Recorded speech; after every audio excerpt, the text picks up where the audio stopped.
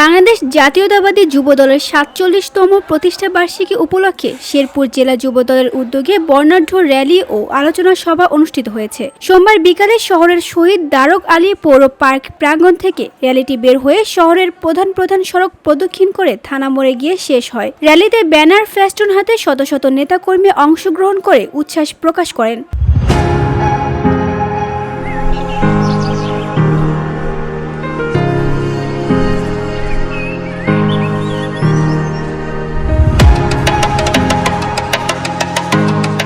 অনুষ্ঠিত আলোচনা সভায় সভাপতিত্ব করেন জেলা যুবদলের সাধারণ সম্পাদক আতাহারুল ইসলাম আতা। প্রধান অতিথি হিসেবে উপস্থিত ছিলেন জেলা বিএনপির আহ্বায়ক অ্যাডভোকেট সিরাজুল ইসলাম। উদ্বোধক ছিলেন জেলা বিএনপির সদস্য সচিব অধ্যক্ষ এবিএম মামুনুর রশিদ পলাশ এবং প্রধান বক্তা হিসেবে বক্তব্য রাখেন জেলা বিএনপির যুগ্ম আহ্বায়ক ও শেরপুর সদর ১ আসনের ধানের শীষের মনোনয়ন প্রত্যাশী ডক্টর সানসিলা জেবরিন প্রিয়াঙ্কা।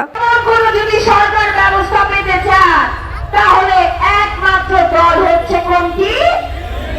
বাংলাদেশ জাতীয়তাবাদী দল। বাংলাদেশ জাতীয়তাবাদী দলের সবচেয়ে জনপ্রিয় নেতা জনাব তারেক রহমান সাহেব।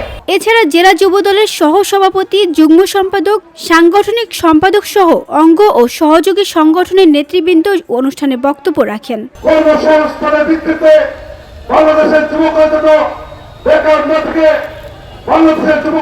ভিওরি বাংলা নিউজ ডেস্ক।